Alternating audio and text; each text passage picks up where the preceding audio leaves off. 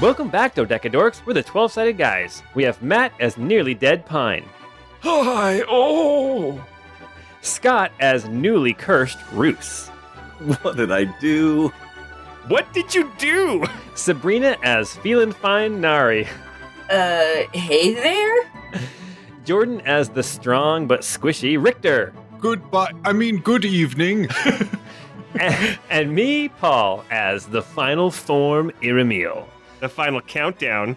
Mm-hmm. Sorry. Illusions! They're illusions! Sorry, whenever I hear that song, that's what pops into my head. Me too. I picture Buster dancing in the back with the sword. 116 episodes, and it comes down to this. Nari and the boys have learned this cruel angel's thesis and have found it lacking. Now, the final battle for Pavantis will be decided right here in this, our ultimate episode of the Crystal Codex campaign. If you've enjoyed the campaign this far, you can show us some love on Patreon and with your ratings and reviews. Come join us on Discord and hang out on Twitch or YouTube as well. And our shop is open for business. And, of course, stick around for what's next, a mini campaign followed by Campaign 2. Anyway, if you were happy when the sick bug-catching kid was finally able to get out of bed, then this podcast is for you. It's the final episode of the Crystal Codex, episode 116.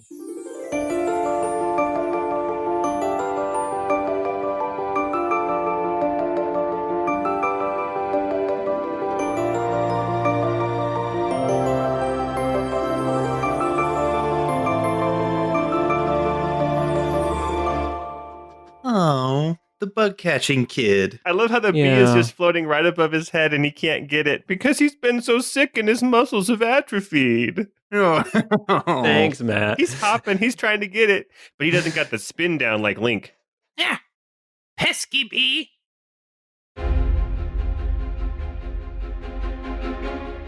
The sky above Almar flashes and flares, though the sounds of battle have died out. 2 hours previous, as suddenly as they had begun, the rips and tears in reality ceased. After the chaos and noise from the appearing angels, this silence that hung in the air felt oppressive and suffocating. Over the course of those 2 hours, nothing changed as the city of Almar held its breath, before suddenly the sky began to flare with light, as hundreds of feet in the air, scenes began to play out for the entire city to witness. As the angel's might circles over Almar in a holding pattern, Captain Sanya Pine watches helplessly as the scene in the sky shows her father, Temrid Pine Sr., being dealt a devastating blow from one of the twin angels. "No!" she calls out as his body falls limply to the ground. Gripping her sword hilt with one hand and the gunwale with the other, she closes her eyes, forcing a tear from between her eyelids, as she whispers a silent prayer for her father. When she opens them again, it is just in time to see him rise from the ground and slash out at the angel with the fury of a swordmaster. Kira watches the scene playing out against the clouds with a steady expression, but inside her is turmoil. The two most important people in her life dance among the clouds as they do battle with the twin angels.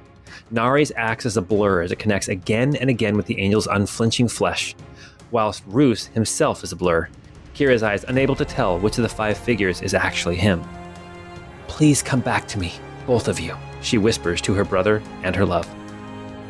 From the roof of a massive estate disguised as a block of slums, Bartosz watches the battle rage in the sky. The swordsman Richter moves with force and grace, sword in hand and energy crackling around him. Bartosz can tell Richter's wounded, but still fighting fiercely. Strange, simultaneously two competing emotions overcome the senses of this battle-hardened former adjudicator. Fear and hope, both long since foreign to him, swell up in his chest as he finds himself whispering reluctantly, "Survive. You have to survive." Slumped on a stool in the deserted plaza of Smitchy's Bazaar, Gerard's exhausted hand scratches deep into the thick fur of Porthos as they watch the sky together. "My friends," Gerard mutters as he watches Pine quickly swig a potion that keeps him in the fight just a little longer. A tear comes to his eye as he realizes he probably sold him that potion. "I'm glad I could do my part," Gerard says to Porthos, scratching him a little more aggressively as the woolly ox's eyes stare up, chewing away on his eternal cud. Of course we got the potion from Gerard. He's cornered the market. He's got a straight up monopoly. He and all the other versions of him. Yeah, our number one customer. Yes. All over the city of Almar, people watch rapt as the sky displays the conflict deep beneath the surface. The statue of Iramiel, now headless, floats askew in front of these sky scenes over the tower in the bay. Some kneel in prayer, some cry, some cheer. Teagish watches from a makeshift infirmary, his arm bandaged from the nasty cut he took keeping the cultists from storming the tower. His smile at watching Roos expertly move around the battlefield falters to a concerned frown as Roos grasps the red and black sword from betwixt the ribs of the second angel. Nicolette St. Clair watches from windows of the high house, her chair moved to provide a better vantage, her cheeks stained with tears. Daffodil stands proud and tall at the wheel of the Allele Eagle, her hat held over her heart, or where it would be, as she watches her friends fight for their lives, while Sydney and Jasper look on enthralled from where they had been making hasty repairs to the ship, their work postponed as they too watch the battle for Pavantis rage in the sky. Matt, Scott, Sabrina, and Jordan, what do you think at this moment the JV squad and the Snow Patrol would be doing as they watch the sky? So I think that it's been 2 hours since the event now on the shoulders of and in the chest and head of the Zord. So they've had a chance to mechanically take a short rest.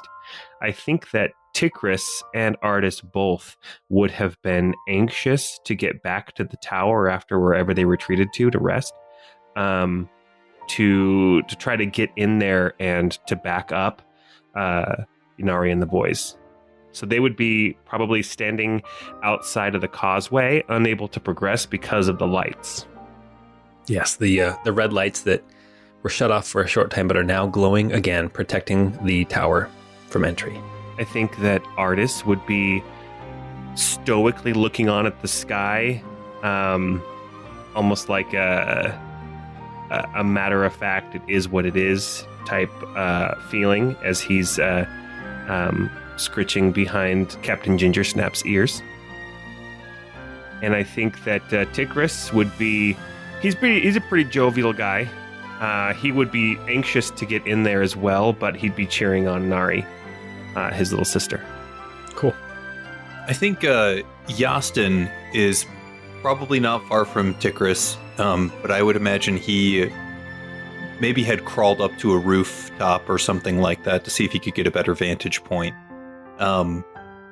He's not as stoic as Tikris, but he's definitely focused on this fight. Meanwhile, Bert, over where Artis is, I think he's sitting on the ground, slumped. He probably has several bandages around him, like on his arms, maybe wrapped around his head. And his face is streaked with tears from the loss of Ember. And he would have been kind of in a daze, staring off into nothingness, except for the scene that's playing out over his head.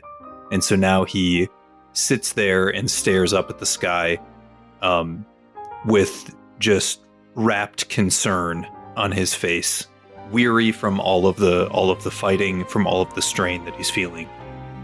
I forgot to mention as well that Artis would have cut a small lock of Ember's hair as they were wrapping the body or preparing it for whatever comes next, but he would have a small lock of her hair tied with, just some string that he'd be kind of fiddling with as well. Garden would have followed Yastin, and he's going to be looking for anybody that might need medical aid or some sort of assistance, and also salvaging any sort of metal or materials that he can to start building a new companion.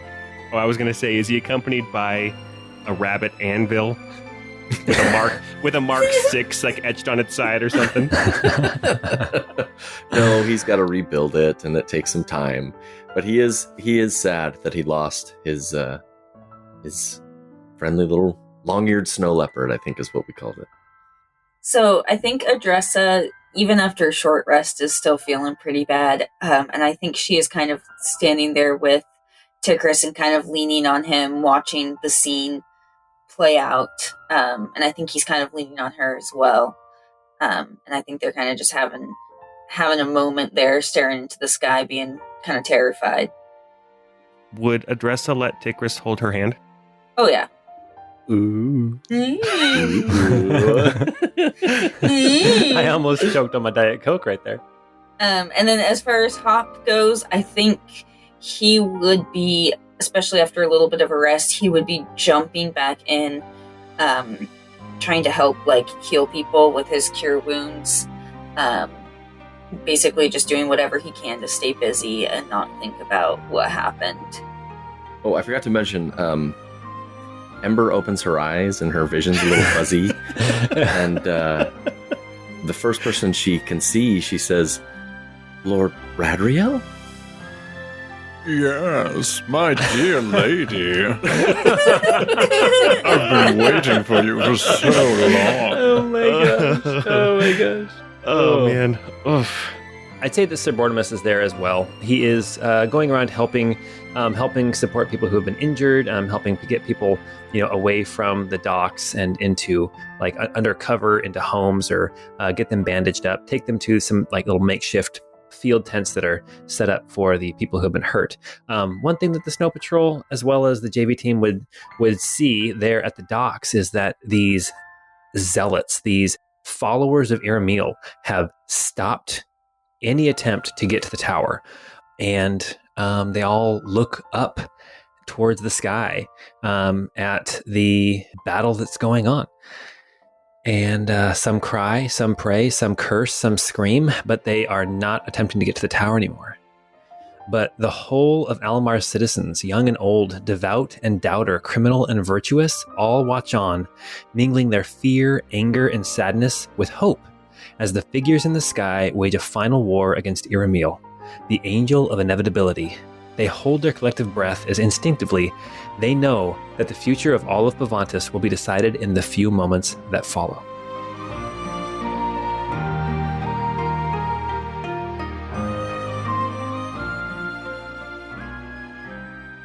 We go back down deep under the earth. Last time we were together, Nari and the boys and their colleagues, Saemon and Colbury, managed to get into this final chamber with Iramiel. After learning some of why Iramiel is doing what he is doing, a battle ensued, where Iramiel, having learned decades ago how to separate some of his consciousness into a physical form, instead divided his body into two equal parts. Two angels attacking Nari and the boys, and they were each beaten back, and they both came back towards the center of the room, where there is this pit over an endless abyss. And those two forms combined back together into the full form of Iramiel. 6 wings, half of his face cut off, his left arm missing, and yet his face, well, I'll describe his face in a second.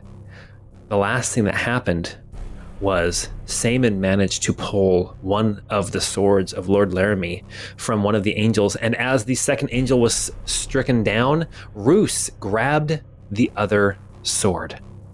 And now Roos has a cursed sword of Lord Laramie, and so does Master Saemon. That's where we're starting right now. But first off, Roos, how do you feel holding one of these swords again? Not great. It was an impulsive decision, but perhaps that best encapsulates the chaos that Pavantis is that's fighting against Iramiel. Ever since we recorded the last episode, I've been thinking, man, it's like Roos is cheating on his current boyfriend with his ex. Kind of is too. Yikes. Yeah. Just to quickly describe kind of the room that we're in, it is a large cavern, basically a square. And in the center of the square, there is this deep pit.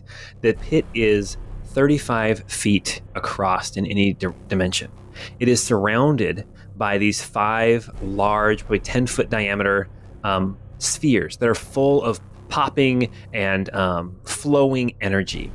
You have one that is full of what can only be described as wind to the north. And then as you go clockwise, there is one full of electricity and this kind of purple haze that you imagine represents the power of the psyche, of the mind. And as you continue around, there is one full of water, and then one full of fire, and then one full of this green energy that must represent the earth, the physical aspects of Pavantis. And flying over the center of this pit, we have Iramiel, standing 18 feet tall again. He is ready for battle.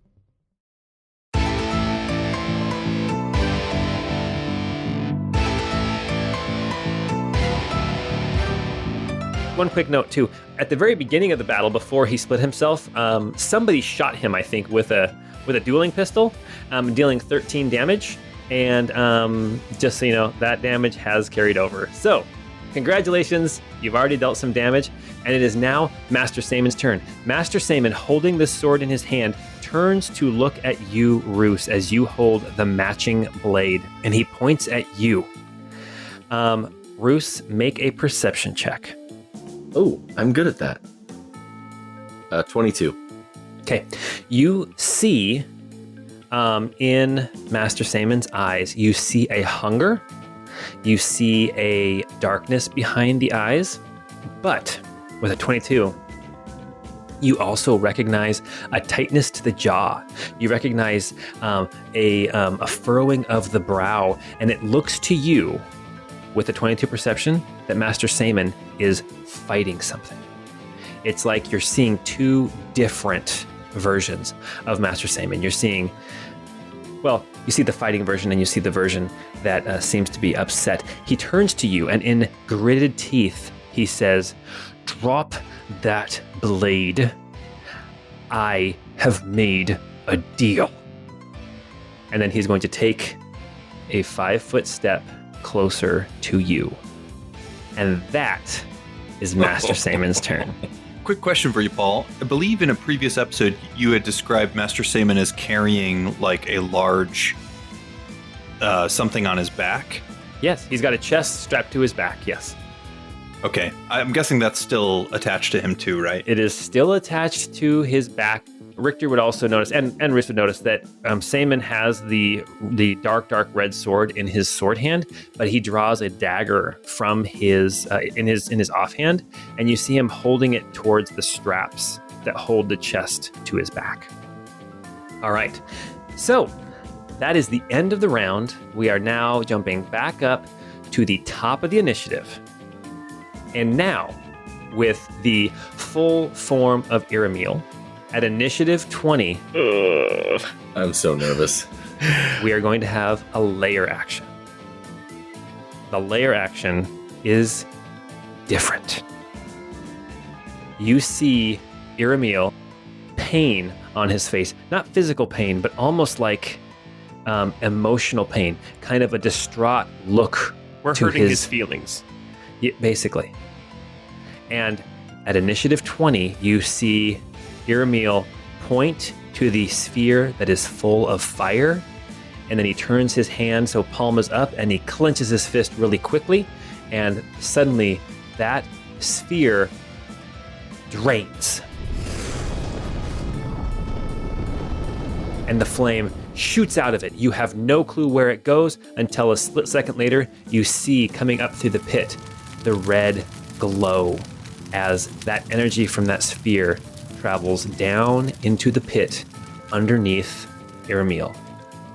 And so, just a heads up, that is the new layer action as Iramiel is draining the power that he has gathered through his heralds into the pit. That does not sound good. Can I make an insight check to, like, with that move, did he just curse the Pavantis to, like, nuclear winter type levels of cold? Make an insight check. I would like to as well. I'm guessing it's a 10, but no, it's only an 8. It's an 8. An 8. You don't know. You're not sure. Roos got a 26 to think about that as well. Okay, on your turn. Well, then we'll talk about it. Remind me when we get back to your turn. Oh, gotcha. Okay. Pine, what are you going to do? Iramiel is floating out here over the void.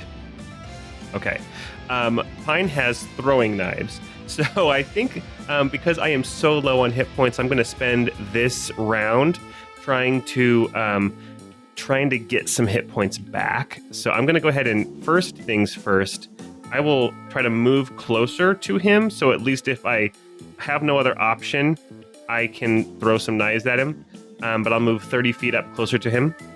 And then first I will drink my last potion. That is just a basic potion. That's 7 hit points back. That's nice. Okay. And then on top of that, I'm going to, at level 2, enter my Frigid Retribution stance to give myself some temporary hit points. So Pine will say, The Frozen Blade spells disaster. Frigid Retribution stance. Level 2. and I'll cast that. That's my last second level spell slot, and I will get 10 temp hit points. And now with the temporary hit points, I am back over a quarter. Okay. Fantastic. Pine, at the end of your turn, Iramiel is going to take a legendary action.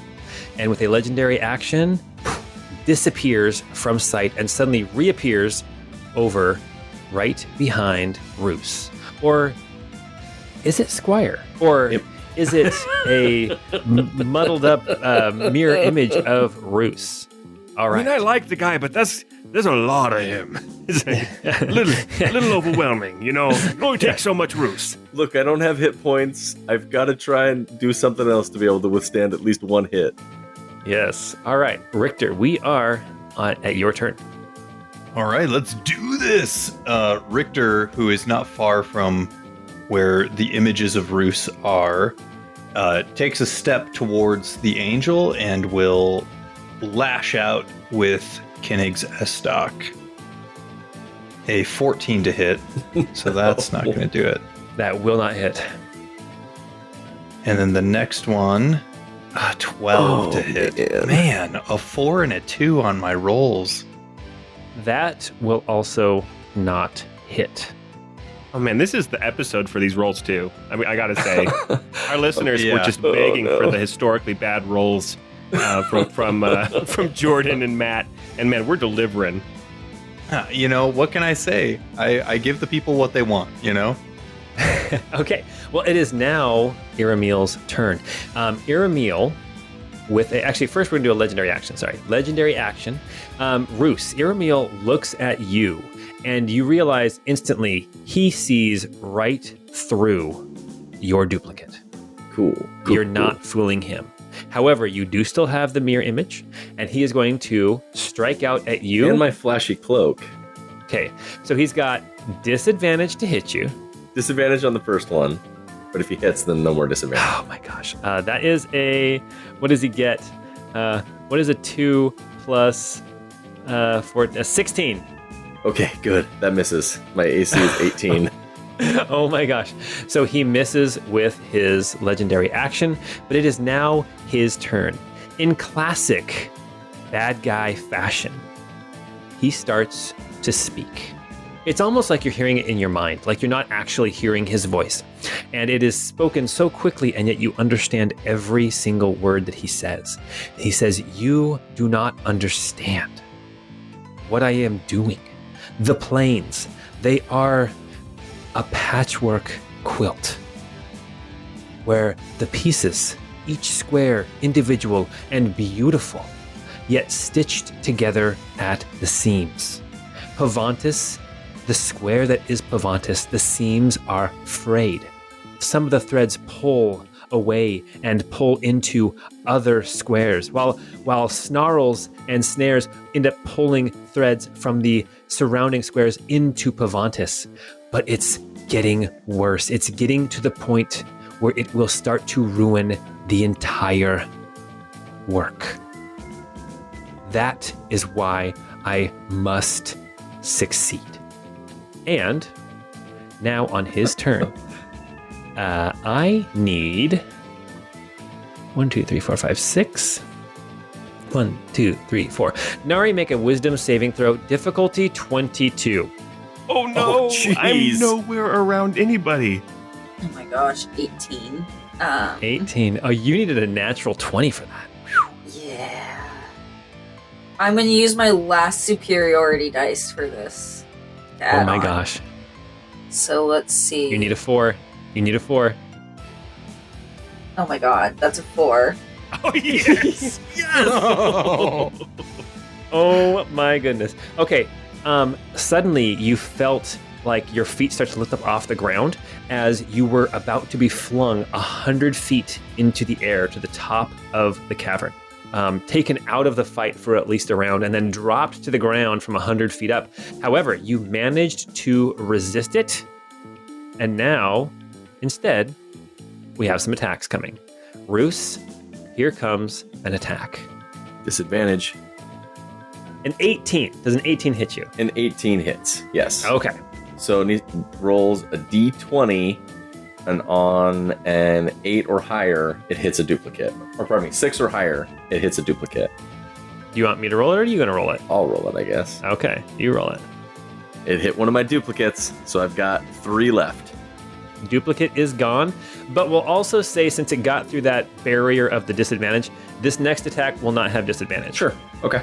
Here we go. Next attack is going to be a 22. That hits. All right. Now why don't you roll it again? See if it hits you or it hits a mirror image. Oh my goodness. Now it has to be 8 or higher. No! It hit me! Oh no! Okay. All right. Here we go. That is going to be only 16 damage I'm going to have Squire cut that in half. as you are pushed 10 feet away. That is Iramiel's turn, but legendary actions are still in play. Nari, what are you going to do? Okay, Nari is going to run up to Iramiel and swing at him with her axe and hope it hurts. Okay.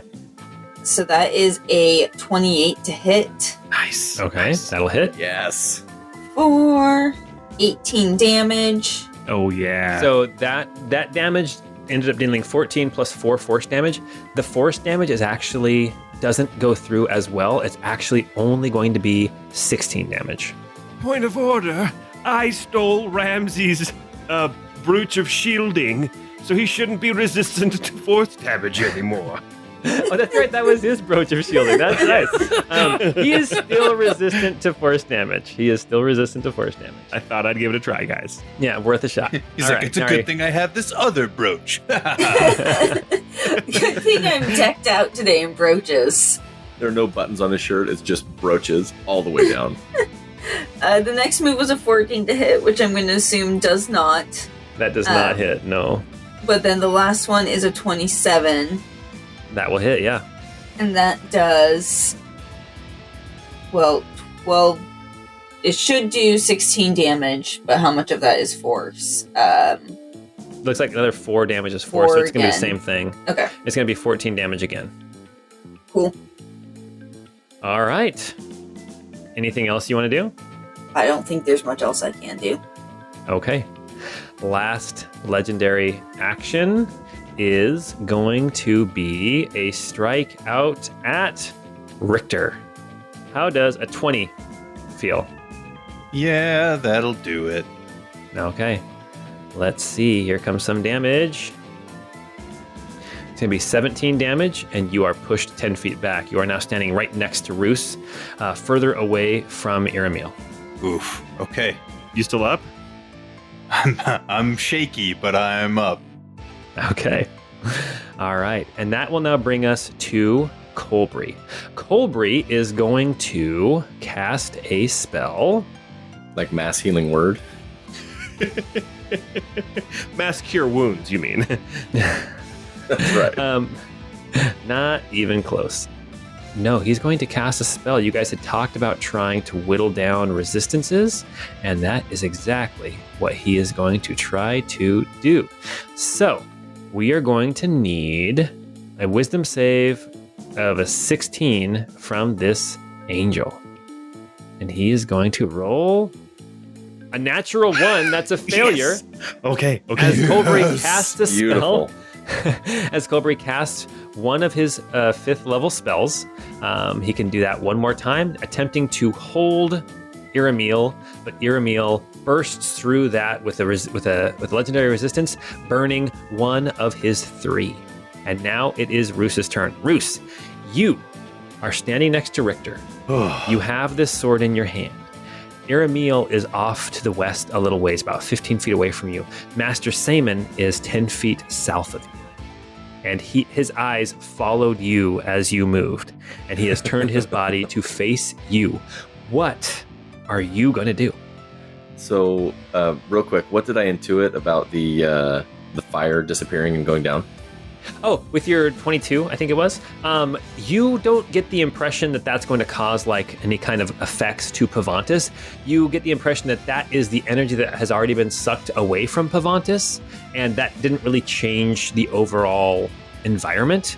You get the distinct impression that fire is going into the pit to feed something, to be part of something, to, if you remember correctly from some of the books in the library, to be the hunger or the anger of the end. Cool. All right.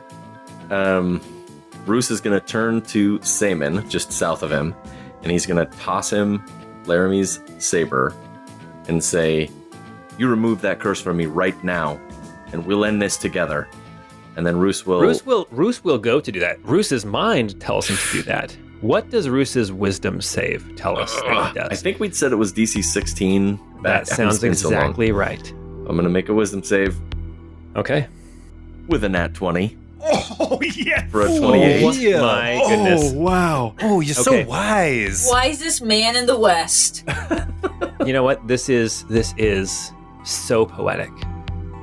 Because as this happens, as you make this wisdom save, as you tell your body to throw the sword, you feel, in your brain, you feel this image begin to form of a scale. And you see the finger of Lady Jaffa begin to push on the scale, and you have to roll a d10 and subtract it from this save. That is literally in my notes, and you beat it. Even if you rolled a 10 with your natural 20. I told you were cheating on your new boyfriend with your ex-boyfriend. I love it. Oh my God. I cannot believe that. Oh, that's so good.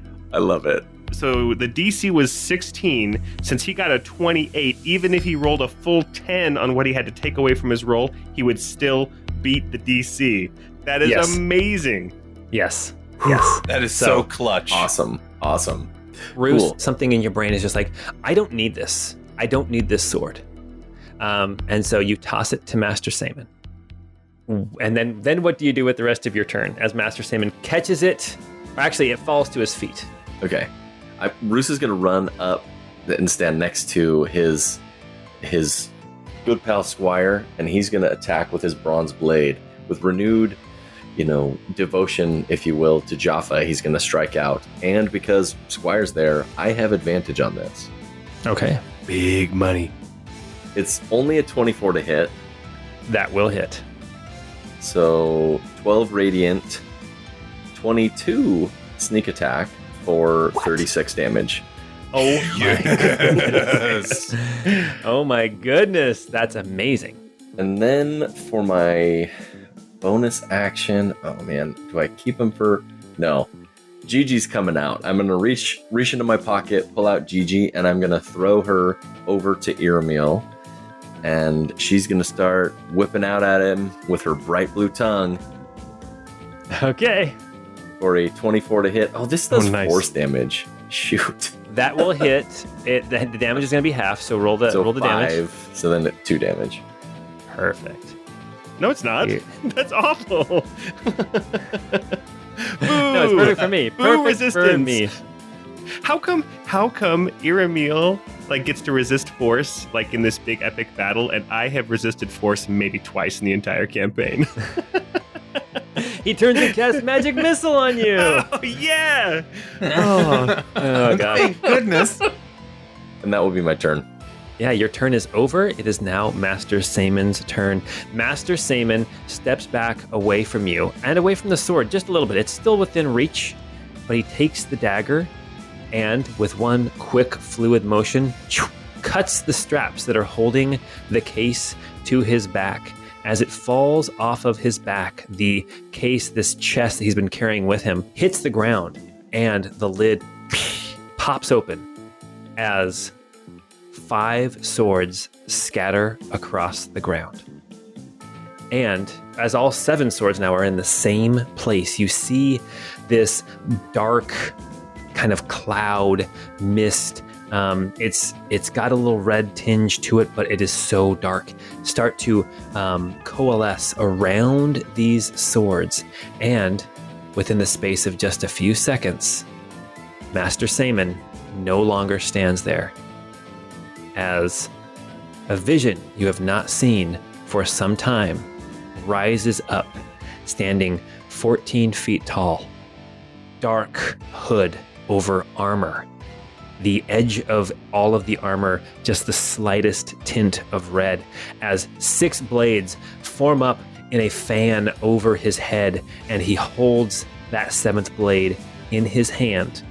And now, Lord Laramie stands here, ready to take the battle back to Iramiel. And we are back up to the top of the round. Layer action. You guys are cool, right? Bruce, what happened to your boyfriend? You know, we do some role play. You know, it's a thing. I'm gonna be the Dark Lord of Swords. Ooh, no! Save me, Dark Lord of Swords. Richter's interested a little bit. His ears perk up. Yeah.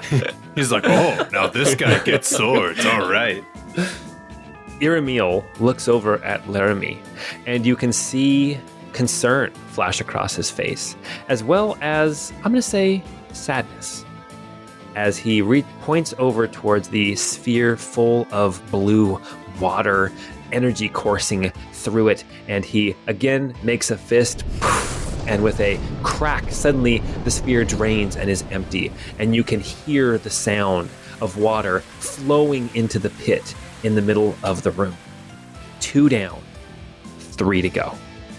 Mr. Pine, it is your turn.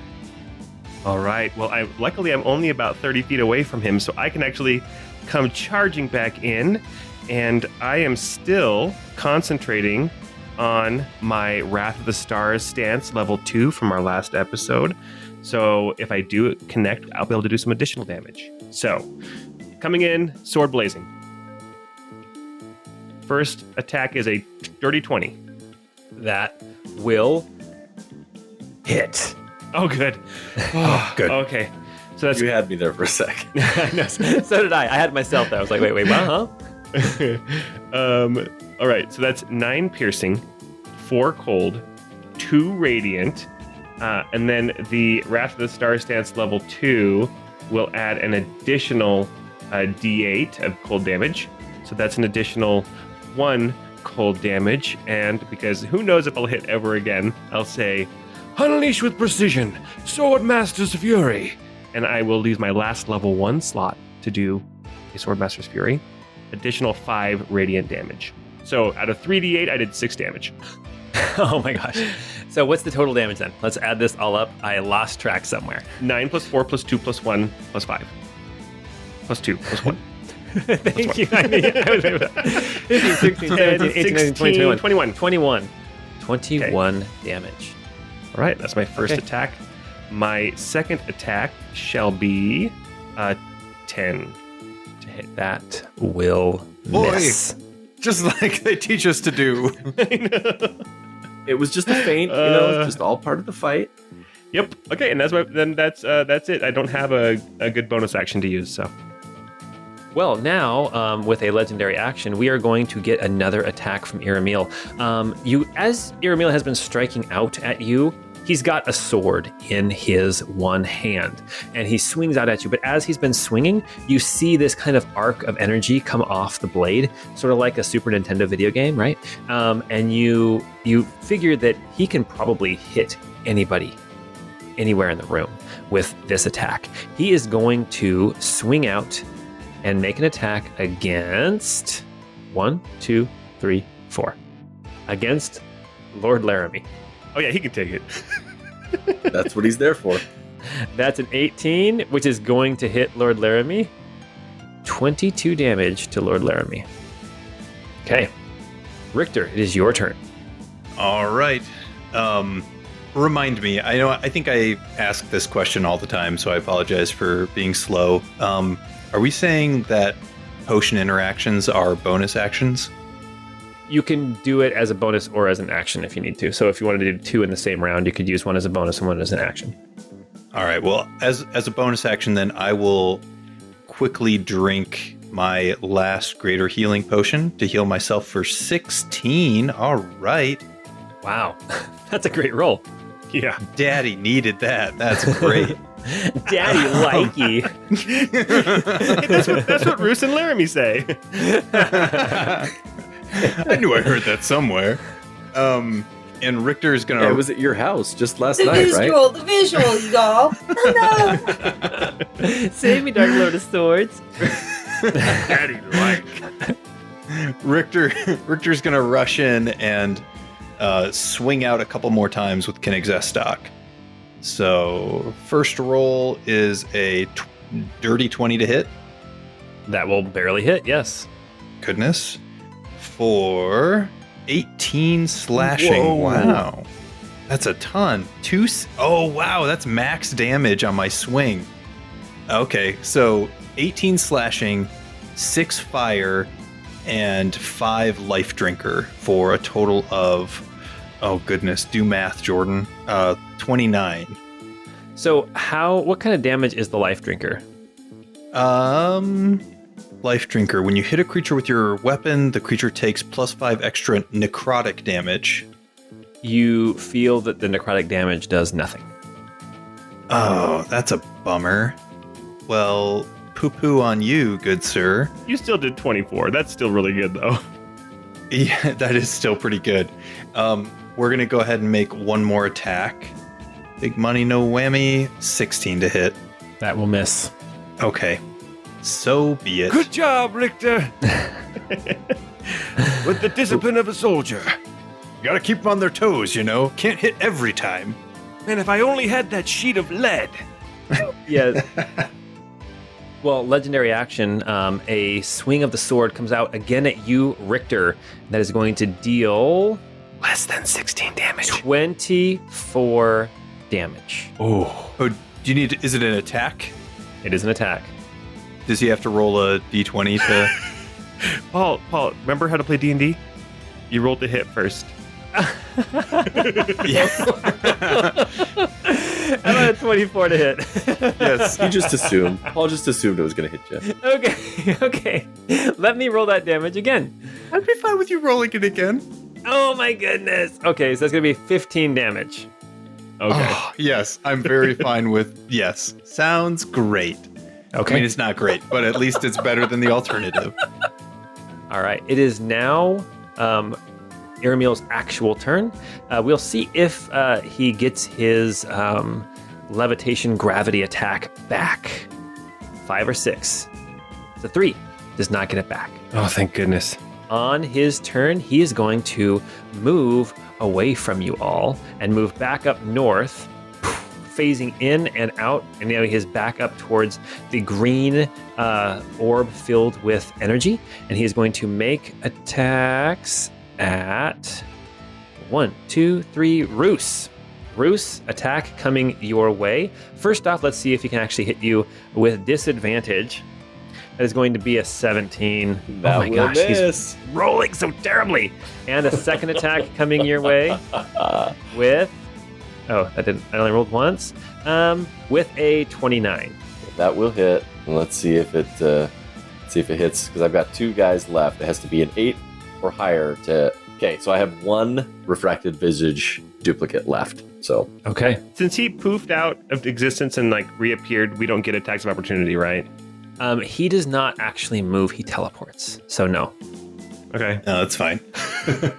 Actually, no. Never mind. He does fly. He flies, but he does not teleport. Teleporting is one of his legendary actions, not his normal way of movement. So, yes.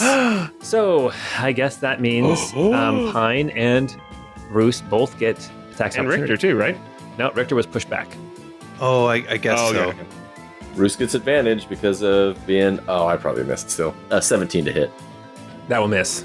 Pine rolled a dirty 20 to hit, so that's 10 piercing, 3 cold, 1 radiant, which probably just means 0 radiant, and then an additional d8 of cold. So there's 7 damage. So that's 20. Very good. That is Iramiel's turn. He does have 1 legendary action left, but Nari, what are you going to do? You are way back by the entrance. You see that Colbury is kind of hanging out here towards the entrance to this room. You see that Lord Laramie is literally standing next to you as he gazes over at you. Do you want to make eye contact or not? Do you value your soul? But no, so I'll kind of look over at Lord Laramie and just kind of like nod at him and give him some finger guns. And then who is next to me? Can I tell if this is actually a Roos over here? Yeah, you can tell it's not Roos because of the giant Renaissance beret. Ah, yes. Okay. Then I think I will run up. I can't quite make it to the angel, so I think I'll just run up next to Richter. And Richter, how are you feeling? Are you looking rough? Oh, I'm really rough. Like, he's leaning up against his sword. There's blood pouring from many wounds on him. Yeah. Yeah, cool. Go ahead and take this potion of greater healing. And, have that hopefully make you feel slightly better. That's 14. Every time we take a potion, I just imagine Gerard crying as he's watching us in the sky. Thank you, Gerard. Thank you for this blessing. Exactly. This potion brought to you by Gerard. Friend to all. It's free advertising. All right. Well, is that your whole turn then, Nari? This is kind of silly because it's force, but whatever. I'm gonna use this spectral ram's head from my axe finally, and see if I can get this guy from far away. So that was a cool 8 to hit. It was my first shot, you guys. That will miss. Yes. You gotta calibrate the sights before you use it in combat. All right. It's always hard to aim when the stream first comes out. You know, it takes a sec to actually get good control. Just give me some time with it. I'll become a master in no time. So it's...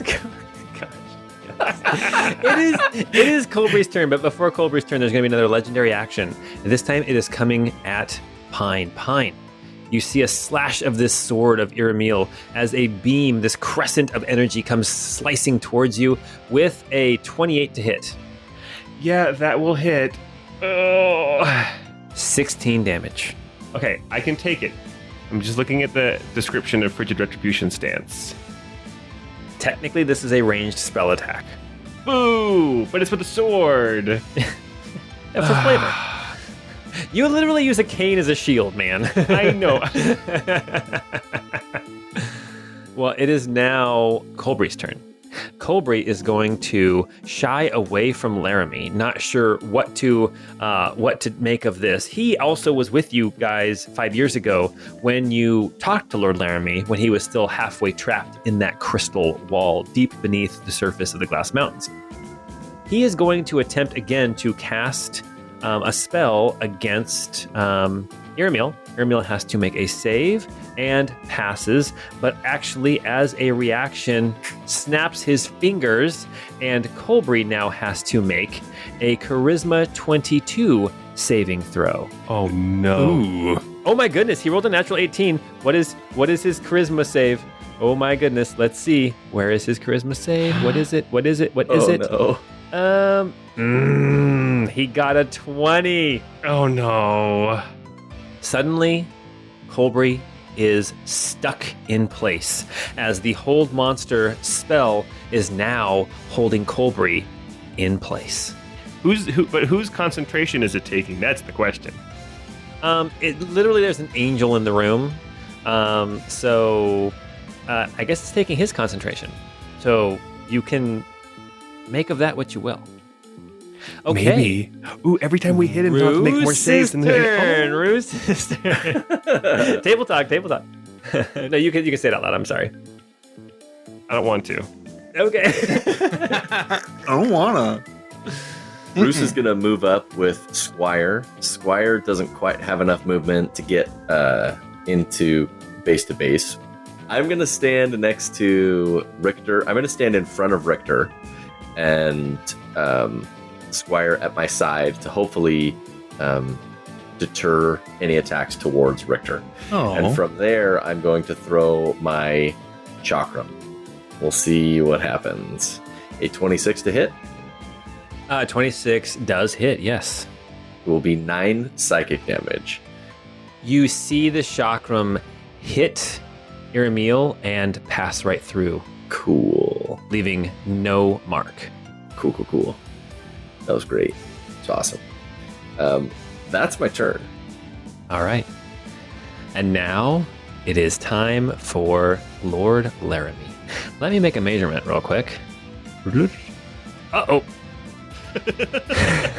Did you just row your own like NPC fighting against your enemy?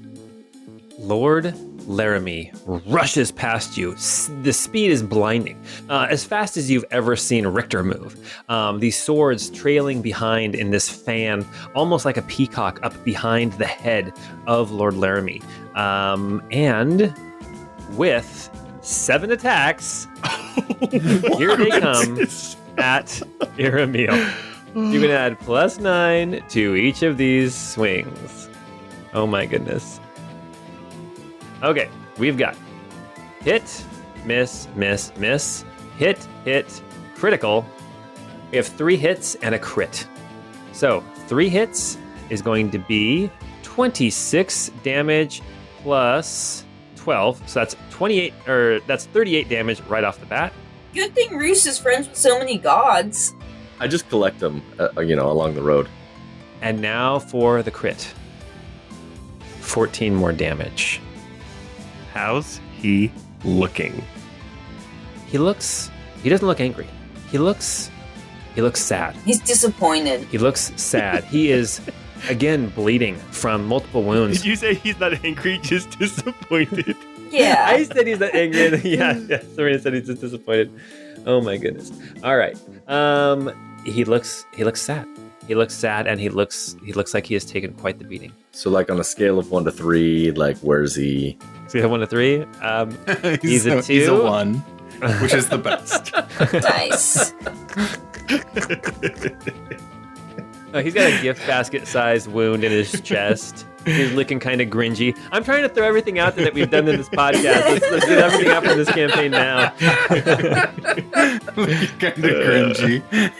Cringy. Right. Okay. With initiative 20, a new layer action, he points up towards the crystal sphere at the northernmost point of this room, the one full of wind. And as he makes a fist, it cracks asunder and the wind disappears, flowing down into the pit. You can hear the whirling whistle of like a tornado coming from the depths of this pit in the center of the room.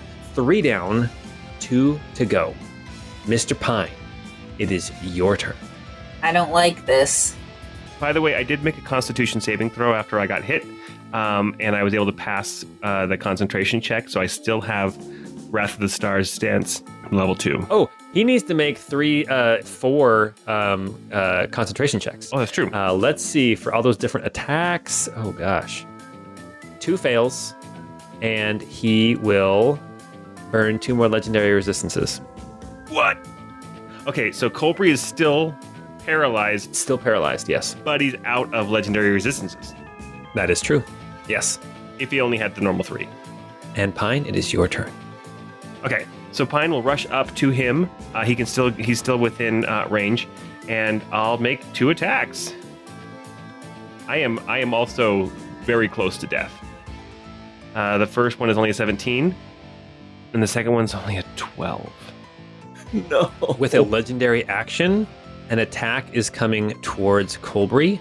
It is a ranged spell attack. Colbury cannot avoid this, but I don't think he doesn't get advantage because it's ranged, correct? He does have advantage?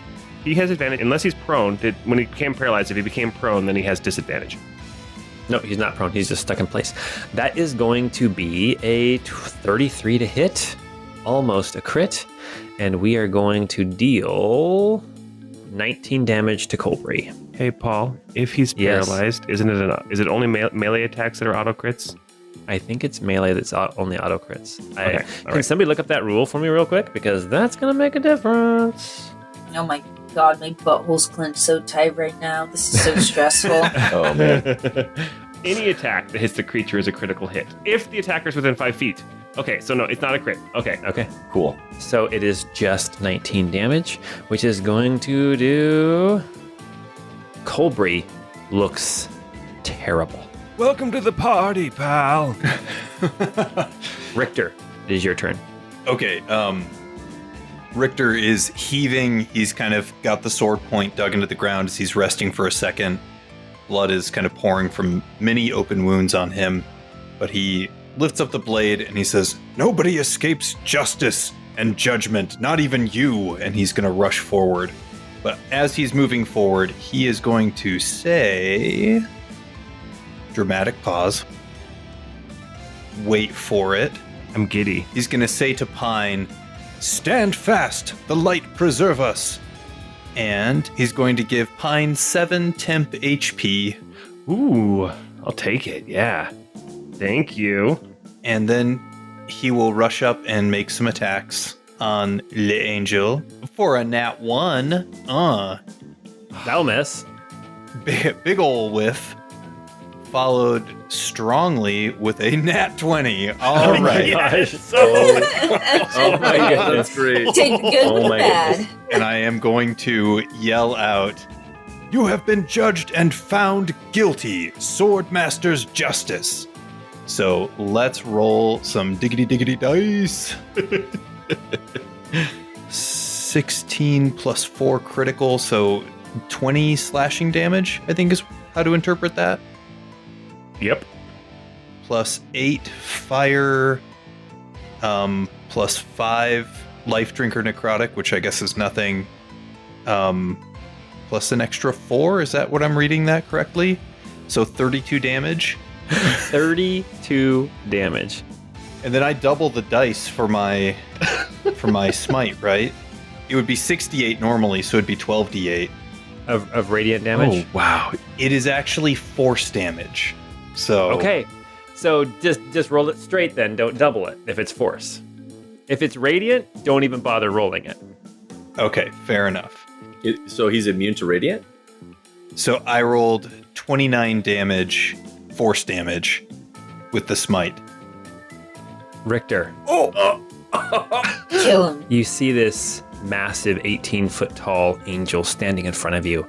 His sword pointed at you. You see, as you strike out and as you call for the justice of Lord Asterman, as you strike at this angel, you see a look of complete and utter sadness as you strike Iramiel. What happens? So the first blade swing, I rush in, and it is just a huge whiff, and it's kind of a large swipe, a swinging, arcing kind of slash at the angel.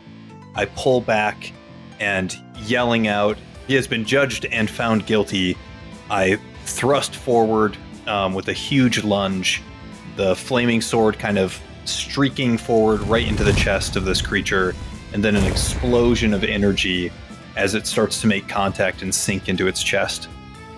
As you strike Iramiel and as your sword sinks into his chest, you see him drop to his knees. He puts his one hand down on the ground to support himself as he rolls over onto his side, and his wings cover him sort of like a blanket. It covers his head, his shoulders, all the way down. His lower legs are sticking out from underneath these wings, but Iramiel's body lies here in front of you. Why don't we go ahead and cue victory music?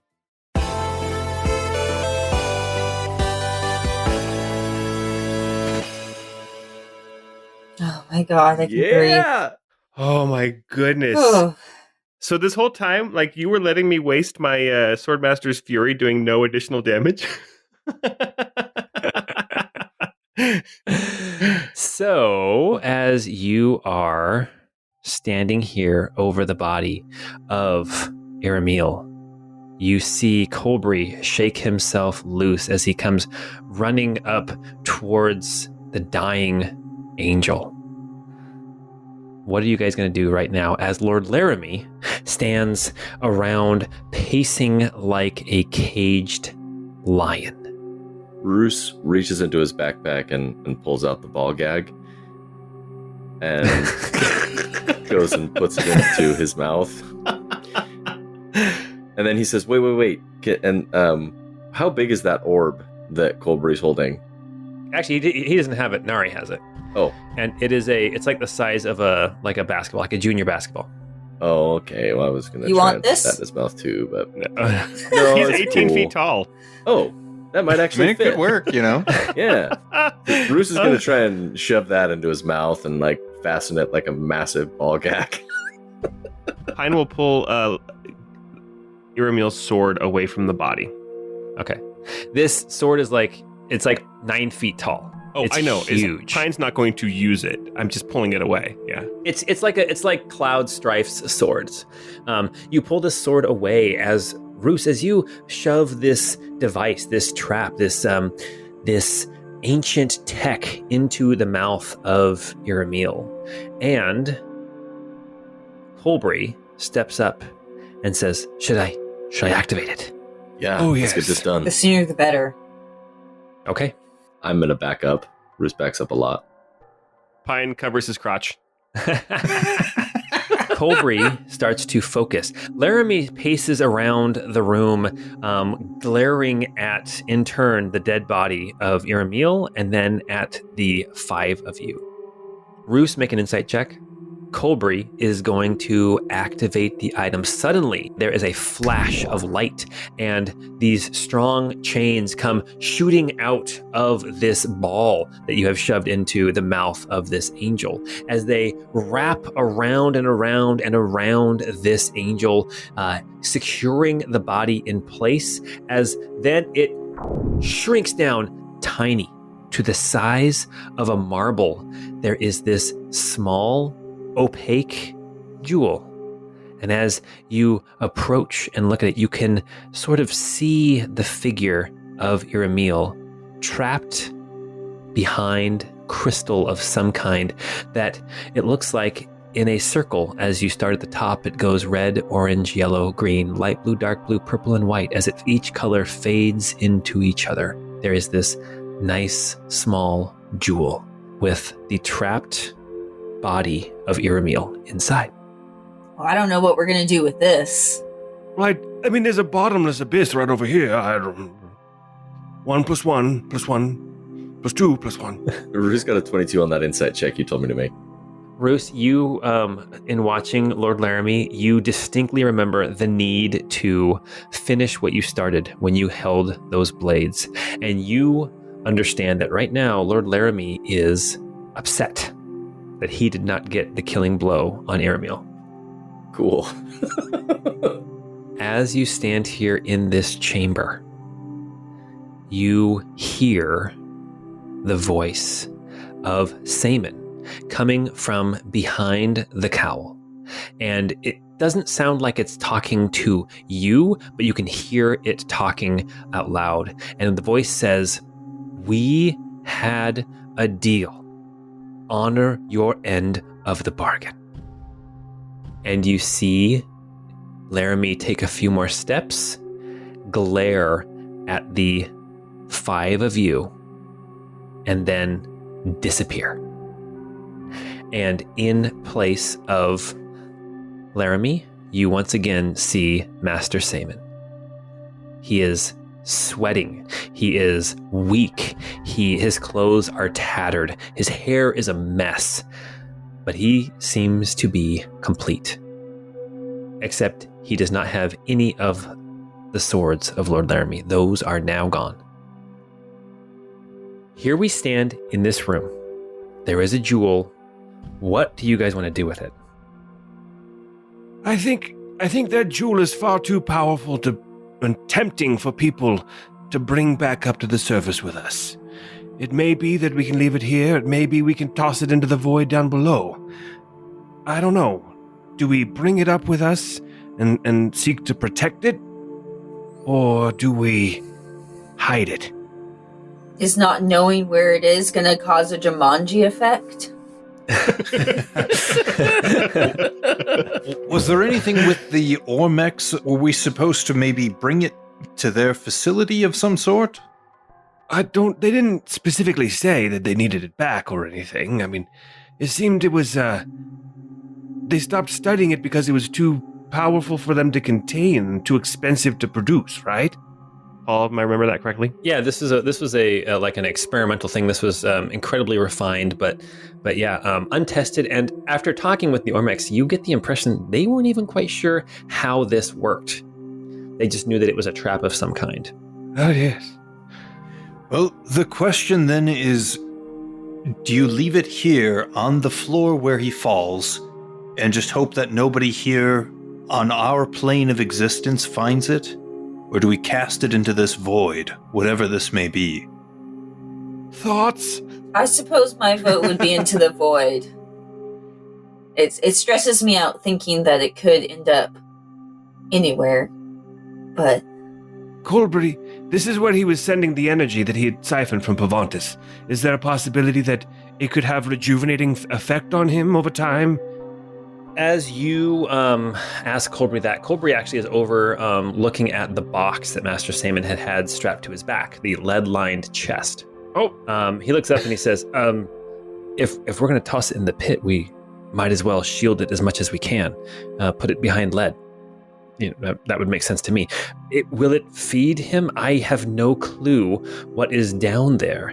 He goes and he kind of looks over the edge and... Don't fall in. Woo! The abyss stares back.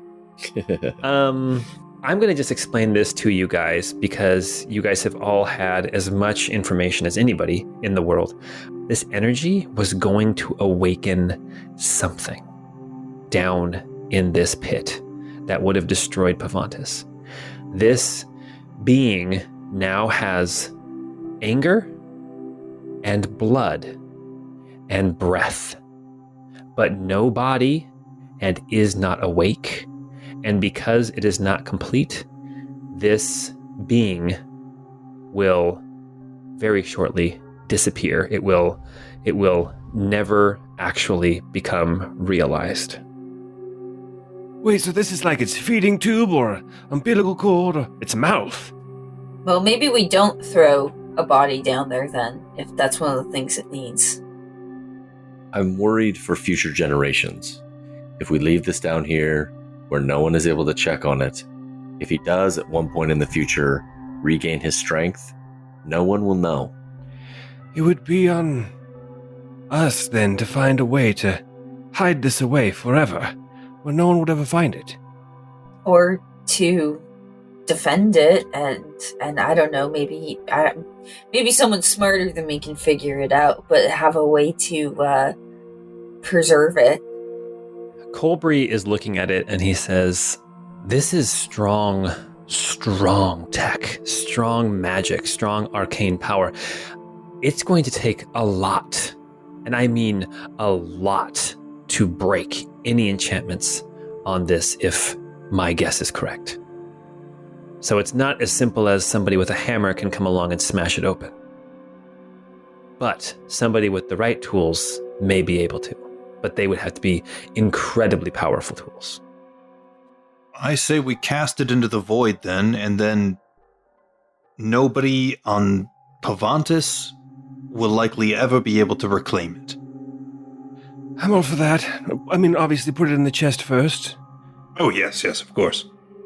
Honestly, were we to bring it back with us and seek to protect it, we'd basically we'd be asking people to create a new cult of Iramiel, but this one would be to keep him imprisoned, to keep his body from being discovered. It may be too tempting. Yeah, and I don't want his influence to be in Pavantis any longer. Yeah, no more creepy cults. I agree with that. All right. Master Saman hands somebody this lead-lined glove that he had with him to put it on so you can pick up the gem, put it in the box, and toss the box over into the void. Richter, I think you should do the honor since you dealt the killing blow. Yeah, I'll give it a shot. So, yeah, Richter will put on the lead-lined glove and go grab the gem, put it in the box, and without saying another word, he'll kind of look at it for a moment and then toss it into the void. Okay. And Pine will, as it falls through, he'll say, Suck it. Inevitable, bitch. And with that, we're going to fast forward a little bit as Nari and the boys, I imagine you would take a break down here, maybe not in this room, but you would take a break to catch your breath and figure out exactly how you're going to get back up to the surface. It's Roos's shoes, right? It's Roos's shoes. It's Roos's shoes. It's Roos's shoes. As somebody starts, I'm guessing that Roos would start because they're his shoes. As Roos makes his way up the shaft, all the way to the surface, it takes him hours. Takes him hours to work his way up to the shaft. Huh? Roos is really good at going up the shaft. Hours. Yes, hours on the shaft. You finally get up to the surface, and it is dark. It is nighttime. You are in the top layer of this tower, and then you toss the shoes down and everyone takes turns. And Roos, as you're standing at the top of this tower, in the room where you fought Mordecai the prophet, you see that there are other people in the room with you. Apparently, when you defeated Iramiel, the statue, this Zord that was floating up in the sky, came crashing down into the bay, and the last power of these traps turned off. Standing here at the top of the tower, we see what's left of the JV team, along with Sir Bortimus, as well as the Snow Patrol. Kira is here, and Sanya is here. We see Daffodil. We see others who have been in town. We even see Gerard and Porthos. And slowly, very slowly, the rest of the party makes their way to the surface. I imagine it takes maybe even a day or two for all of us to finally get out of there. It would take a long time, yes. Oh, the other thing that you realize too, when you drop the shoes down, there is no more featherfall effect in the tower. Okay. So the shoes get down there geez. very, very quickly. Yikes. Thank goodness that they're magic.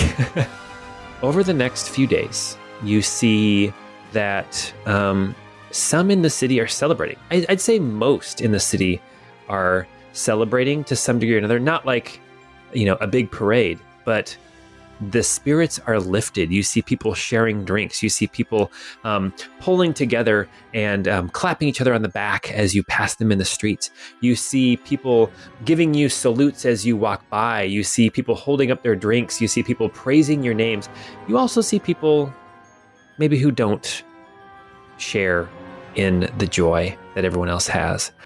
You see and hear over the next few days and weeks and months this new fear, because the people who were watching here in the city of Almar, they could hear what Iramiel said to each of you as he talked about how the different planes of existence are like a patchwork quilt and how the threads are fraying. And over the next few months, maybe even years, there are new religions and cults that begin to spring up all over Pavantis. Some worshiping chaos as a thumbing the nose towards Iramiel and what he had attempted. And you see others who go the opposite way, and they recognize that what Iramiel was doing must have been the correct path, and they praise order. And there is this new religion, this new dichotomy between chaos and order that is kind of spreading across the world, the globe of Pavantis. As time goes on and Ormex continue to travel from where they woke up all the way towards the Kilava. Over time, the Kilava becomes less and less like an overcrowded sanctuary as the Ormex begin to integrate more into everyday society around Pavantis. And the Kilava itself becomes more of a center of learning and innovation.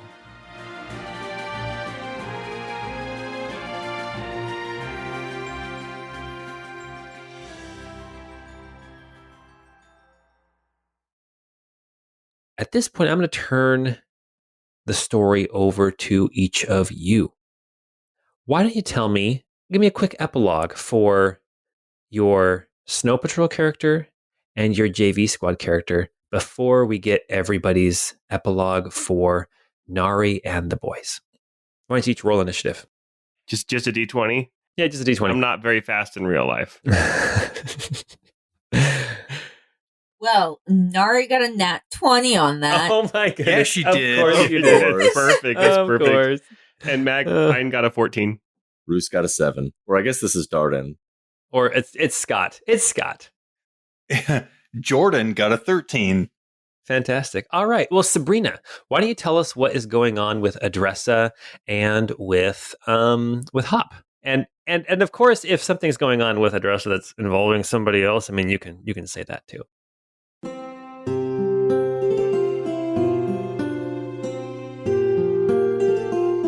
Yeah, I was gonna say if it's okay with Tikris, I think Adressa would want to. I think she would want to pursue that relationship. Oh, that's so sweet.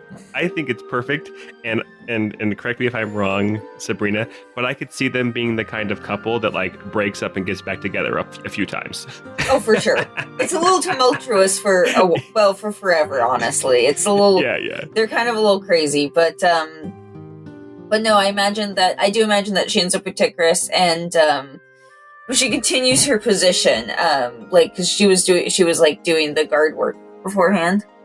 Yeah, I think she was. Yeah. Yeah. So she continues that, and then she's also on I imagine the council, for trying to rebuild the clans and kind of create better alliances between them. Nice.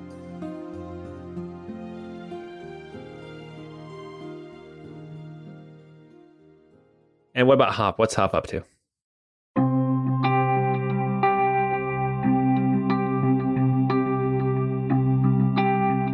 So I think Hop finally finds his wife that he has been looking for so long.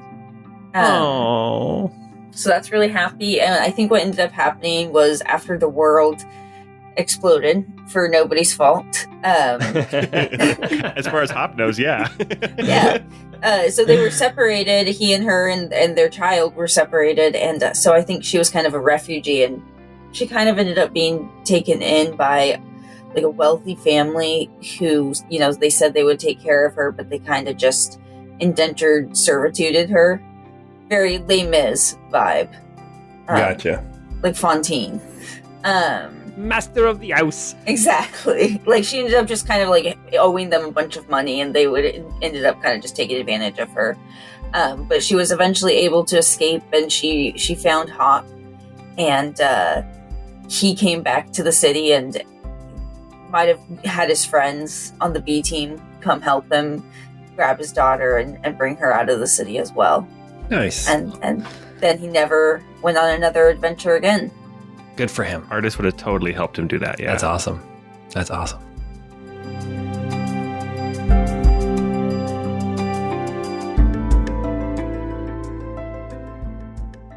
Well, Matt, why don't you tell us then what happened with Tikris and with Artist? It sounds like we already know what happened with Tikris. He got some. We know some of what happened with Tikris. Yes, some of it.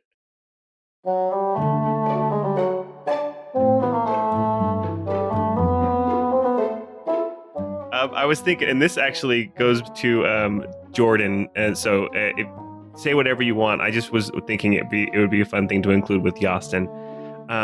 Since Tikris and Yastin are kind of the lead representatives of each of their separate clans, and they work together, this experience, far away in the wide world, I think Tikris has it in his head, we must build a relationship with the outside world. We must, bring the Mountain Clan as a participant in the overall geopolitical spectrum of Pavantis, etc., etc. And it's really just once a year, Tikris and Yastin would ride their Ripperbirds out to a different major city, and it's supposed to be establishing contact with these other major cities, but really it's just kind of like a guy's weekend.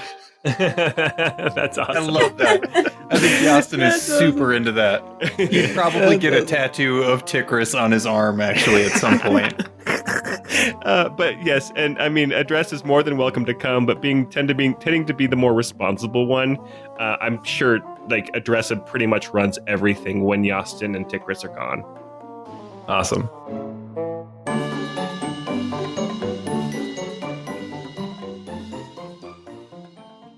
And what's Artis up to?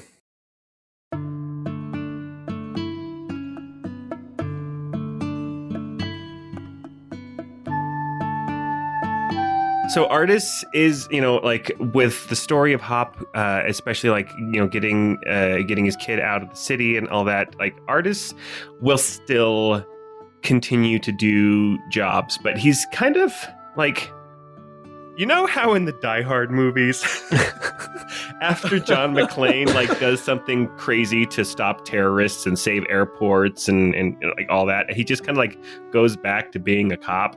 That's kind of what Artis does. After all of the events here in Almar, he was actually gifted some land to basically start up his own, like a new farm, and he kind of just retreats there, doing his. He was a pig farmer, so he's raising pigs with Captain Gingersnaps there as well, like trying to keep her from eating the pigs.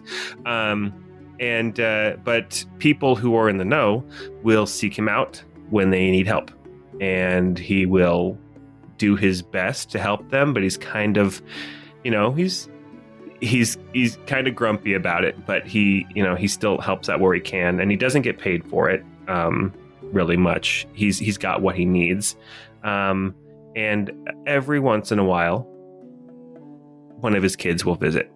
Oh, perfect.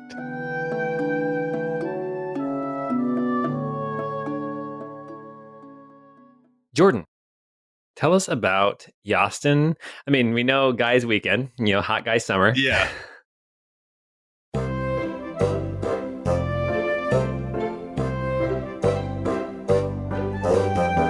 Yeah. That is a big part of it for sure. I mean, he goes back and he kind of resumes and tries to help out with his tribe, and he and Tikris, do their boys' weekends. I think in his newfound love of traveling, he ends up meeting this Minorese woman who is just like ludicrously hot, like way out of his league, but is for some reason just in love with him. And nobody can explain it. It's totally inexplicable, but they end up settling down together up in the mountains. And she, permits and just kind of deals with the fact that he is a rather eccentric guy. That Who wouldn't love Yastin? That's wonderful. That's awesome. He's like, haha, Tikris, tell me about your sex life, huh?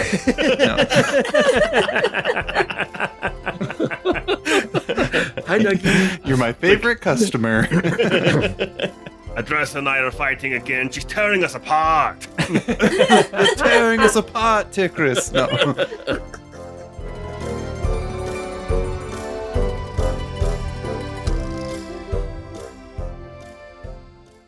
And then what's going on with Bert?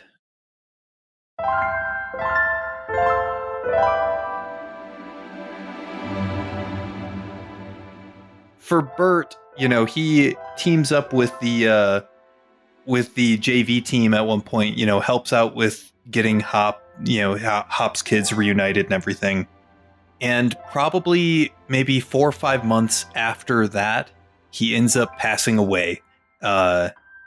In Tabery, and I would imagine probably it would be like a sad reunion period for many of the different characters in the campaign that knew Bert throughout the course of it. But his struggle with health, basically it was a cancer that he had during that kind of manifested itself after the shattering, and something that he just kind of struggled with after the shattering, in the midst of their campaigns. But eventually I think he would kind of succumb to that.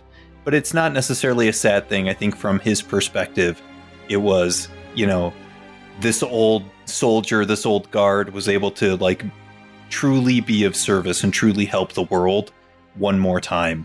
And so, I think it was kind of a mission accomplished moment for him. And he just kind of, succumbed to that. Okay.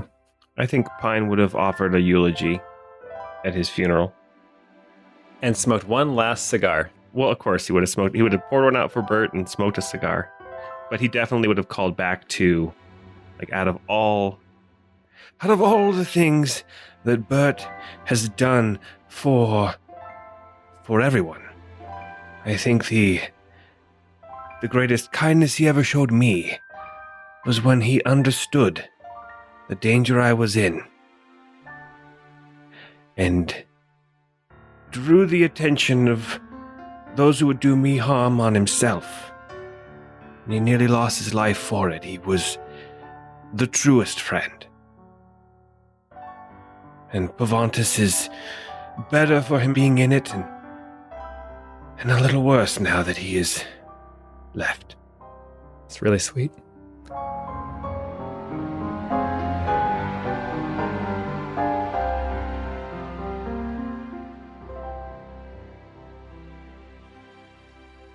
Scott, why don't you tell us what's going on with Darden?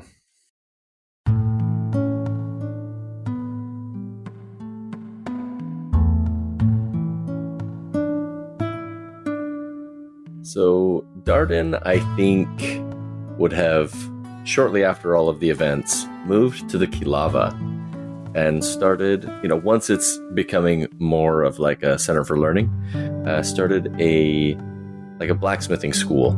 And he teaches his craft to anyone that wants to come and work with him. And that's where he spends the rest of his days. That's great. I'm like imagining that he doesn't speak the lange though, for some reason. He never learned any other languages. You have to learn his language if you want to work with him. Oh, that's great. That's awesome. And that's about it.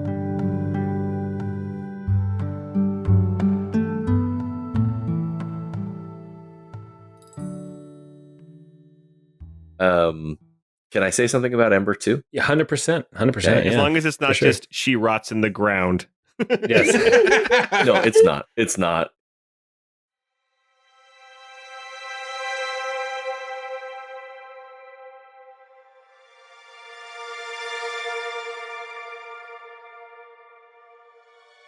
I don't know if the rest of the party would have tried to bring her back with some methods. So nobody mentioned it, so I'm going to say that they didn't. I don't know that artists really even know that's possible. Okay. Yeah. That's really powerful magics, and a lot of that's probably been lost to the world, or only the most powerful clerics and mages would even have access to it. So then the only person that this would interact with, I guess, would be Nari. At some point, maybe 10, 15 years after all of the events of everything, Nari has a very vivid dream where Ember comes to her as an angel of Lord Radriel, and the two of them share an evening in this dream, talking and catching up and saying their goodbyes. That's really sweet. Nari wakes up with tears crying down her face.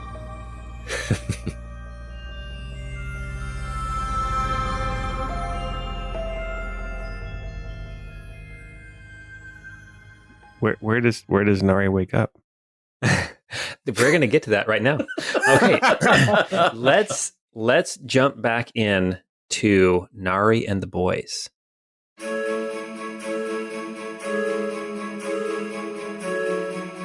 Nari and the Boys, as you have now gone through some amount of time, you can tell me how much time has passed for each of your kind of thoughts going forward.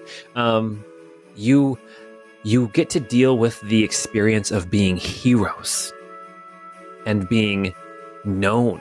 And the story of what you have done has spread around Pavantis. And there are people who don't believe it. There are people who think it's all, hyperbole and exaggeration.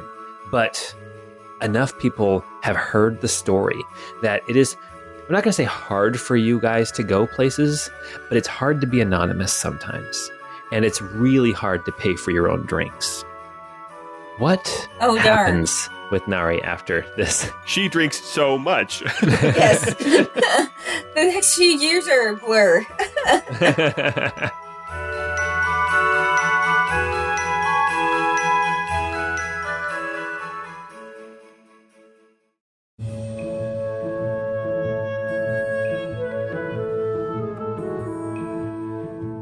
I mean, I think immediately-ish after, everything that happens. Well, immediately, I think after everything that happens, she goes up and she finds Kira and she swoops her up and leans her over and gives her a big old smooch.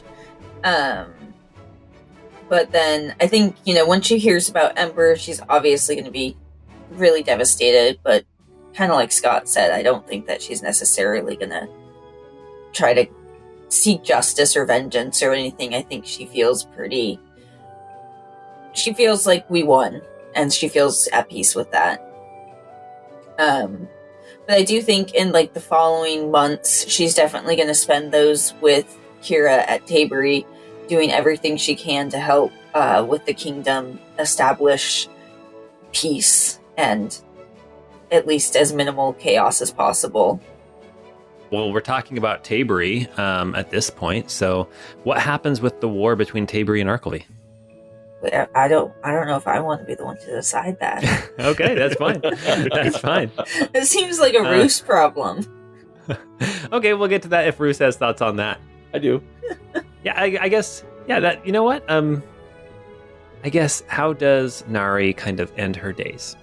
Oh, we're going clear to the end? Well, we don't have to. Just say what you're comfortable with. Okay. Okay, so I guess I sort of imagined her, overall living out the rest of her days kind of in combination between going from Tabery to the mountains. And while she's in Tabery, she's obviously with Queen Kira, being an advisor, doing whatever sort of work she can as far as ambassadorship.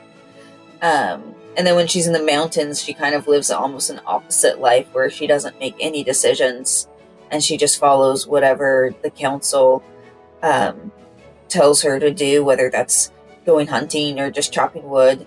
And then in the evenings, I imagine she tells the children stories of adventures and shows them some cool axe moves and stuff. She shares some of the lessons that she learned from her primary school teacher named Jesus. Exactly, yeah. I was going to say something like that too. Oh, that's great. That's great. Awesome.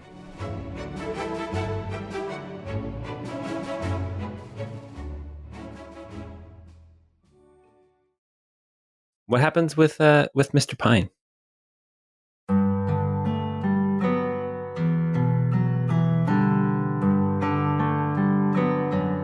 I think immediately coming up and being recognized as a hero, I think that Pine, duty-bound soldier to the end, would go right back into service with Kira as an ambassador. And I don't think that Kira would really use him as an ambassador anymore. He's earned, he's earned the freedom to go and do and represent Tabery however he sees fit, because, come on, he's, he maybe didn't do very much damage to Iramiel, but he was there. But I think that with that, I think that he would have his, he'd have his duel with Sanya, and he warned her that he would not be holding back. And when he attempted to hold back because it's his daughter, she called him out on it, and they had a really good duel, and he yielded. And so he passed on the title of Blossoming Storm of the Western Sky to his daughter Sanya. I guess I too kind of want to leave it to Scott to talk about the war with Tabery and Arkelby, but I will say this: Pine did accompany Kira and I imagine Nari and everybody back to Tabery, where one of the first things they did was to give a state funeral for Tiny. And Tiny's sacrifice for Pavantis became a rallying point for Tabery that bolstered the morale and really helped push forward the war effort, coming together in grief and resolve to end this war that Tiny was leading. I can see like a massive statue being built of Tiny. That's, Yes. somewhere, or like a memorial garden to him in the city. Yeah, Oh, exactly. yeah, totally. Something to Ember as well. And another one built for Bert at Tabery Gallows Square, for sure. Definitely. And after that, Pine would spend some time at the Kilava as well. I think that the scientists and researchers at the Kilava, they like Pine fine, but he kind of bothers them because he is so. I mean, he's the kind of person who would be like pretend like he knows what's going on, but also he's kind of pushy when it comes to, hey, how's everything going with this crystalline matrix of my dear friend Ebby? Have you found a way to house it in a new body? And as they maybe are still struggling to find anything to do for Ebby, Pine would actually kind of latch onto the thought that he had when he was back in Menarest, which would be to, because Moshe is weakened and Pine's religion is all about balance between the lords and ladies, seek out powerful people who worship Artarian, the Lady of Decay, and whether it's working with clerics or basically to tame Moshe and bring him back from his bestial state, through the help of the natural decay, and try to reestablish that balance as a way to maybe find something that would help Ebby, at least Ebby's form, hoping that in restoring some power to Moshe, it would give some ability to restore Ebby as well. I don't want to end Pine's story, but I will say that is kind of where people lose track of Pine. Okay. Very nice. Okay.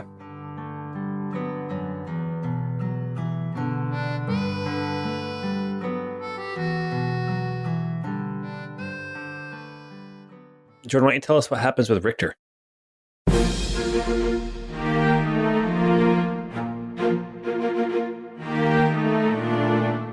Yeah, so the life of Kalen Angelbane Richter, as he becomes known throughout the area of Almar. Angel Bane! Hey, it's Angelbane! It's Angelbane! So he comes back, and he's used to kind of being a person that operates in the shadows, and he is very much a celebrity now. But he's learned enough to kind of wield some of that newfound celebrity to kind of help stabilize the city-state of Almar, of Racolia. And so he kind of engages in that. There's some pushback with Bartaz, but Bartaz's influence following all of this, I think, begins to be greatly diminished. And by the end of a period of time, there's a moment where Richter is sitting at a cafe with Bartaz across from him. They're not much of friends, but they've grown to respect each other now, as they've grown older. After a little while, Richter puts the house up for sale and decides to head back to Menarest. And in going back there, he trains Cassian to become the new blazing son of the eastern sky. And with that, kind of hangs up the spurs, and while still in Menarest, runs into an old individual who is missing his right leg, who Kalen begins to realize is Ivan, his brother, whom he has not seen since, they were probably in their late teens, so 50 plus years. And they reconnect and kind of are happy old men living in Kalinium, enjoying drinking wine and eating food. That's nice. I guess I didn't realize Richter was wearing spurs this whole time.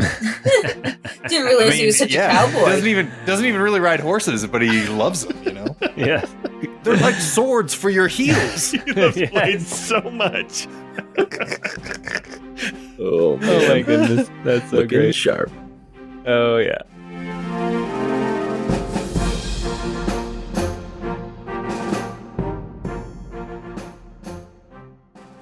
All right, Scott, what happens with Roos?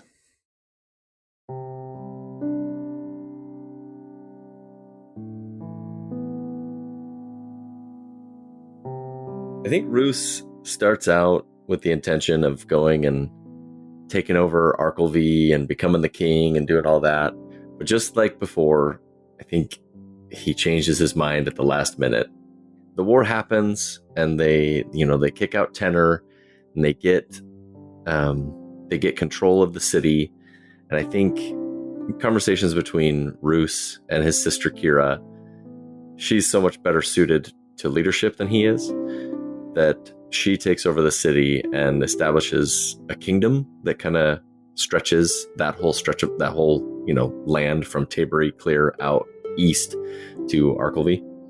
And so basically her kingdom grows. And through all that, Roos stays on, as an advisor. He kind of hangs out around her for a time. But eventually he starts his own order dedicated to Lady Jaffa. And it's a mix of like a thieves guild and a temple, but it's not like a traditional like going and stealing. It's the services that they offer on the down low are to tip the scales of fate. So if somebody's struggling with the law or struggling with this or that, they don't go and kill people, but they try and rebalance the scales for people as best they can. Like that TV show Leverage. Like Leverage. Yep, exactly. But it's both a thieves organization, but it's on the up and up ish.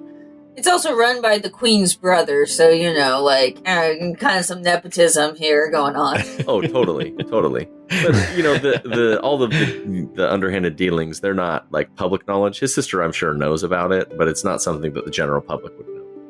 And that's kind of how he spends the rest of his days. I think he starts, trying to be a more like religious person, like dedicated to Jaffa, but he's never, he's kind of wishy-washy. He kind of bounces between things his whole life. But that's kind of where he spends his days. And that temple that organization that he founds would be in Arkelvy. Nice.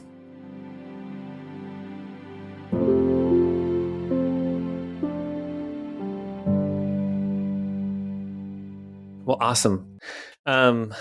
There's one more epilogue to talk about, but I have written out a whole bunch of different people that you guys have come across and kind of their epilogues. And, a lot of them we don't need to talk about. I mean, Nilla and Sir Bortimus, they end up together. Now that Nilla is no longer having to fight against an oppressive regime, she is now free to kind of be above ground again. And she and Bortimus become like nobles in the city. They become a power couple. A power couple, right? Pender and Tedward part ways. Tedward continues to tour, but never quite gains the same fame that he had when he was, selling out shows at the Opera House. Temrid Pine Jr. He becomes not necessarily the one of the 6 leaders of Menarest, but he does become a very powerful advisor, and potentially even some of the power behind the 6 clerics that rule Menarest. Daffodil goes on to become a sky pirate. Let's see who else. Good for her. Yes, I love it. I love that for her.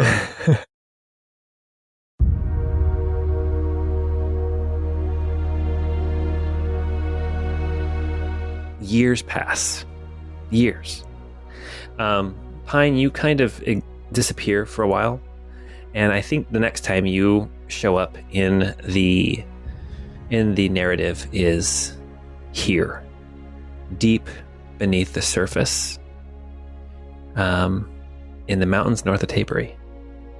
Hermine pushes you in a wheelchair as age has taken its toll. She pushes you through the Kilava as Roos and Nari and Richter all come together again. Others have come as well.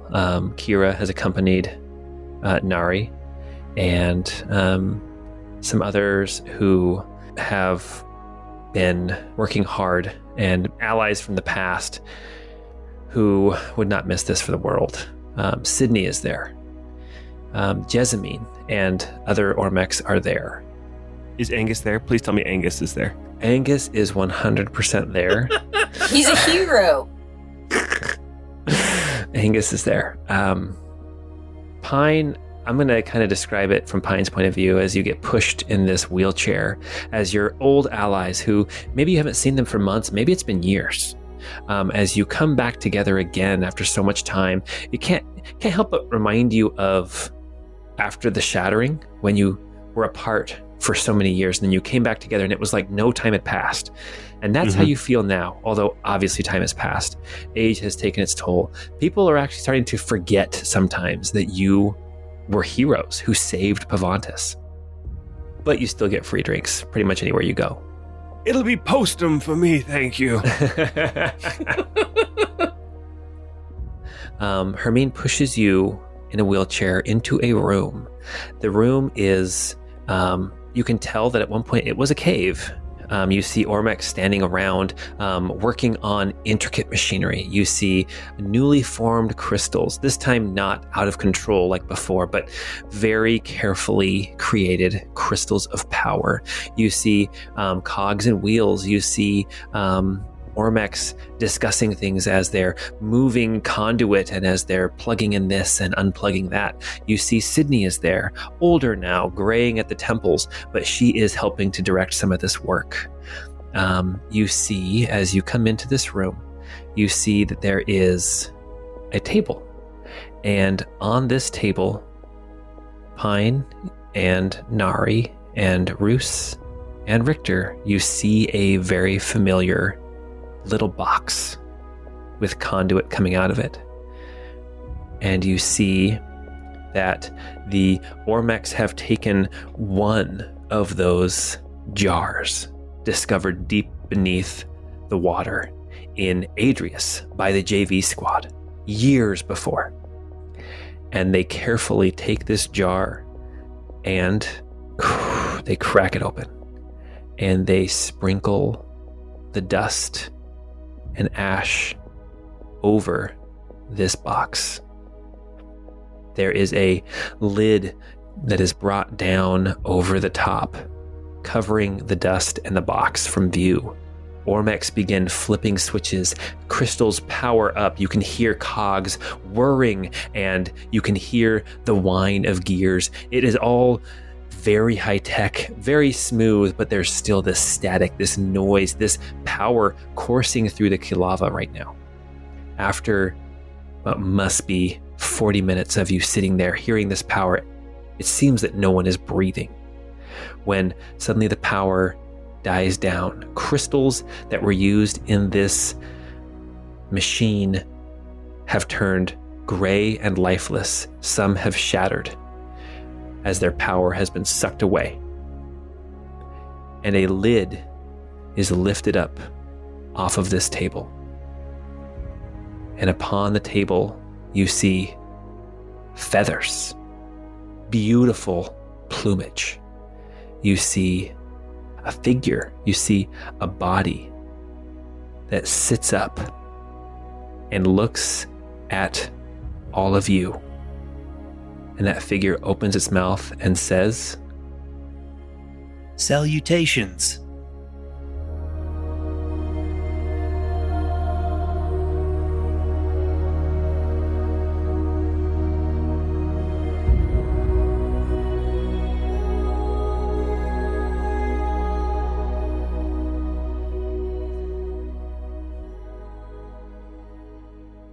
Thank you guys for playing the Crystal Codex campaign. I don't have anything else to say. You guys, just thank you for playing and thank you for listening. We will be back next week. And until next time, we hope you have... Can I wipe my tears first? I mean, come on. I mean, wipe your tears. Anybody who's crying. We hope you have a great time.